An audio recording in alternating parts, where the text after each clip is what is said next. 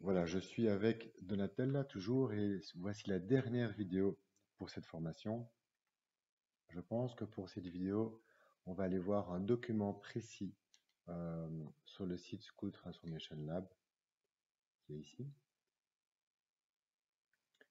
Et dans les menus, on va aller chercher la science derrière notre méthode ou notre pédagogie. C'est cette page-là. Alors, il y a un seul document, un seul PDF, même s'il y a plusieurs chapitres. Ça, c'est un chapitre. Ça, c'est un chapitre. C'est pas chaque fois des documents différents.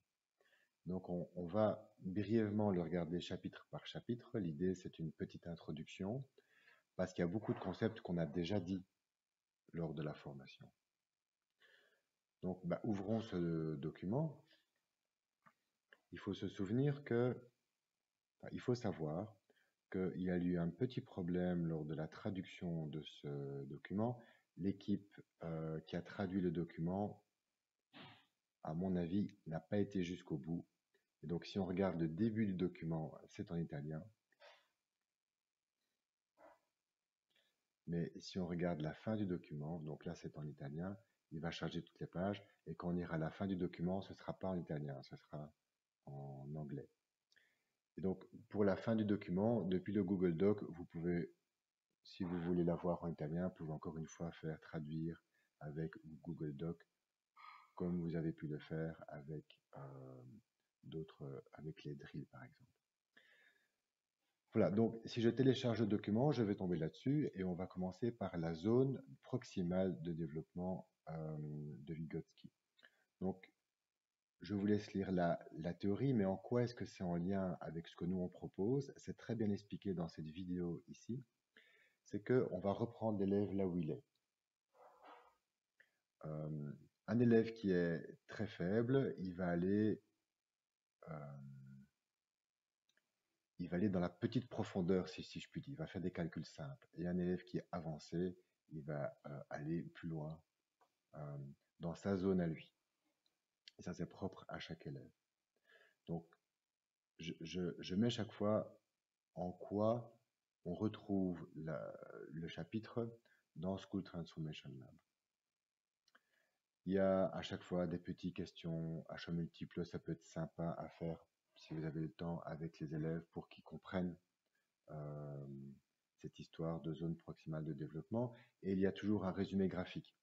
Donc, si vous, en tant que prof, vous êtes capable d'expliquer ce résumé graphique ou de le montrer aux élèves et de l'expliquer, c'est que vous avez compris. Si un élève est capable de l'expliquer, vous avez compris. Donc, l'idée, la phrase de Vygotsky, pardon, c'est euh, je suis hors de ma zone proximale de développement si je ne peux pas le faire, même quand on m'aide. Par contre, je suis dedans si je peux le faire quand on m'aide. Et je ne suis pas dedans, je suis dans ma zone de confort si je peux le faire seul. Donc, un élève qui peut faire un exercice tout seul facilement, il n'est pas dans sa zone proximale de développement. Il n'est pas ici, il est ici. C'est pour ça que l'entraide entre élèves est importante. J'ai la même chose ici euh, pour quelque chose de plus scolaire. D'accord? On peut avoir Fanny qui est dans sa zone proximale de développement avec ceci, alors que Johnny, il est dans la panic zone avec ce calcul-ci. Donc, ils auront chacun une zone proximale de développement différente. Okay? Et peut-être que Fanny va aider Johnny dans sa zone proximale de développement ici. Donc ici, c'est bon pour personne. Fanny, elle dort et Johnny, il s'ennuie. Ok, je vais aller au chapitre suivant. Mastery Learning, ça c'est Bloom. Et je vais chaque fois directement aller au résumé graphique. Ça va plus vite. Hop, je passe les questions. Donc c'est Bloom, il a travaillé 3 décennies, donc 30 ans là-dessus, de manière scientifique aux États-Unis. Et donc, c'est un peu ce qu'on a dit, c'est-à-dire que l'enseignement traditionnel uniforme, on voit le chapitre 3 et puis le chapitre 4 Et l'élève qui a, je vais zoomer un petit peu, l'élève qui a 40% au chapitre 3, il va avoir des gaps, des lacunes qui vont se créer. Et si je regarde la courbe scientifique de l'achievement, donc de la réussite scolaire, bah, l'élève qui n'a que 40%, il va être à gauche de la moyenne, et l'élève qui a 90% sera à droite de la moyenne. D'accord? Alors,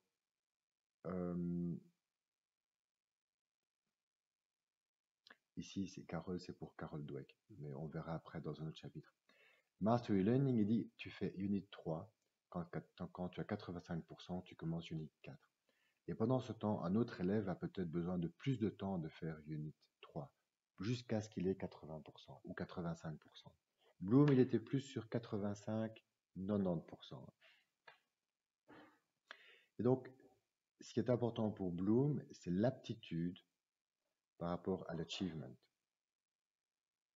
Lui, ce qu'il voudrait bien, c'est que même si l'aptitude est bien distribuée en classe, l'achievement, on pousse vers le fait que quelqu'un qui a une moins bonne attitude aura quand même un bon achievement.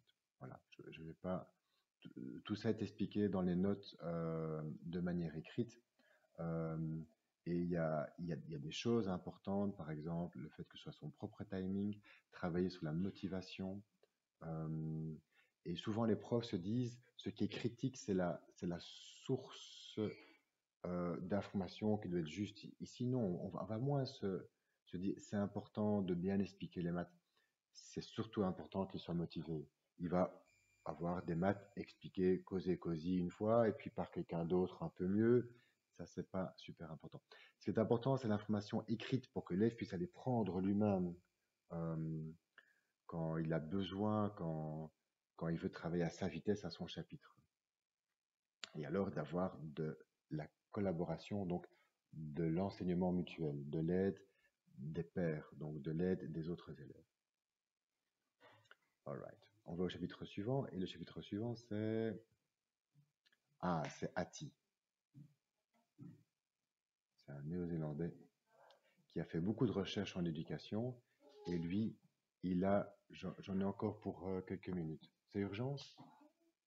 Un instant. Voilà, excusez-moi. Donc, je disais, je vais reprendre directement le résumé, je passe toute la théorie, mais c'est un grand monsieur qui est encore en vie et qui s'est demandé toutes ces recherches, ces milliers de chercheurs dans le monde depuis 10 ans, depuis 20 ans, depuis 30 ans, si on met tout ensemble, qu'est-ce que ça dit? Euh, donc la recherche scientifique, c'est vraiment, on a un groupe de contrôle, un groupe expérimental, et on compare les deux. On fait une classe où on fait rien, une classe où on change quelque chose, et on voit s'il y a un meilleur résultat. Ok? Et donc donc il a pu lister des mesures, des modifications qui ont un grand impact et des mesures qui ont un faible impact. La plupart des mesures ont un impact positif. Mais la question, c'est est-ce que je fais quelque chose qui a un petit impact, hop, ou quelque chose qui a un grand impact? Ok. Euh, voilà. Et si on regarde ce qui a un grand impact, on retrouve beaucoup de choses que j'ai proposées pendant le cours. Par exemple, il y a des exemples dans l'exercice ici. Et par exemple, avoir une plus petite classe, ça a un impact, passer de 25 à 20 élèves, ça a un impact moyen par rapport à d'autres choses. Donc des choses qui sont pour beaucoup de profs contre-intuitifs. Je passe. Oui. Carol Dweck, ça aussi c'est très important. Elle est encore en vie, je pense, et elle a fait beaucoup de vidéos, donc on peut la voir sur YouTube. Euh, L'idée, ben je vais reprendre le résumé. Donc, ça s'appelle growth mindset ou esprit de croissance. Et donc, l'idée, c'est que le mindset dans lequel est l'élève va avoir un impact énorme sur ses résultats. Et ce que Carol Dweck mesure, c'est est-ce que l'élève croit que l'intelligence est fixe? Toi, tu es intelligent et moi, je suis bête. Et on est né comme ça, comme moi, j'ai pas de cheveux et toi, tu as des cheveux, je peux rien changer. Moi, je suis grand, voilà, c'est comme ça. Ou je suis bête, ou je suis intelligent. Ça, c'est le fixed mindset. Et donc, je suis. C'est vraiment ça qui dicte, c'est vraiment ça qui dicte l'état d'esprit du mindset.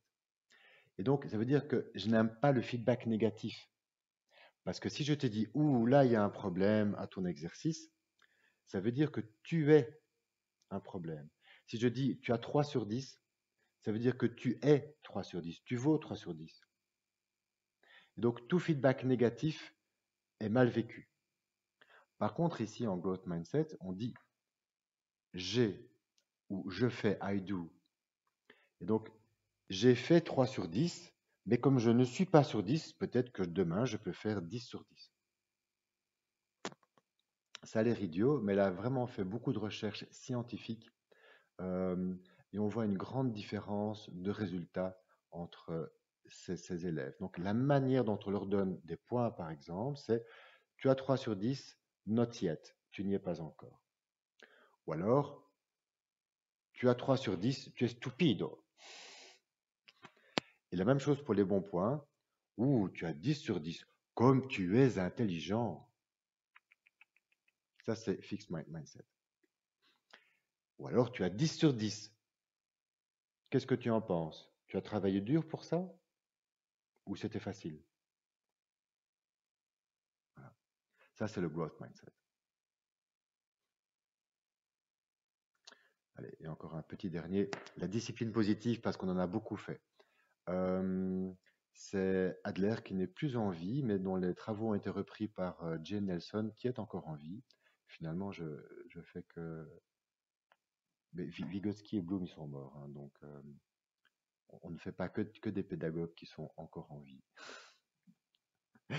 Je passe. Le résumé. Qu'est-ce qu'elle dit? Kind and firm. Voilà, gentil, mais avec un cadre. D'insister sur les compétences relationnelles, les compétences comment je suis, sur le sentiment d'appartenance au groupe quand je réunis la classe pour prendre des décisions en groupe, par exemple pour faire les 5 règles, j'ai un sentiment, ou quand je rappelle la règle du groupe, ou quand je fais des enchères, j'ai un sentiment d'appartenance au groupe. Le sentiment qu'on est capable et de voir à long terme. Voilà, ce sont les principaux axes de la discipline positive. Ici, on revient un peu comme Carol Dweck. Je vais pas féliciter, je vais plutôt encourager l'effort. Et quand il y a des choses négatives qui se passent, je vais essayer d'avoir des conséquences naturelles. Par exemple, tu mets pas ton manteau, tu as froid, tu as froid. Je vais pas insister, je vais pas crier pour que tu mettes un manteau. Tu fais pas tes exercices de maths, tu as 0. Non, c'est quoi la conséquence d'avoir 0 après? Ça, il faut voir avec l'école et les parents, s'ils redoublent son année ou s'il y a autre chose. Donc, d'essayer d'avoir des conséquences logiques aussi. Il n'y a qu'un résumé? Oui, je pense.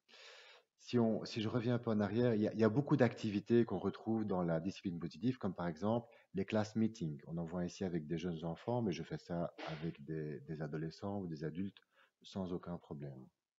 Les enchères, par exemple, ça ne vient pas de la discipline positive. Mais tout ce qui est les 5 ou les 3 règles de base au début de l'année, ça c'est une activité typique de discipline positive. Voilà, je vais m'arrêter là. Ce sera tout pour cette semaine. Merci beaucoup à tous pour votre attention.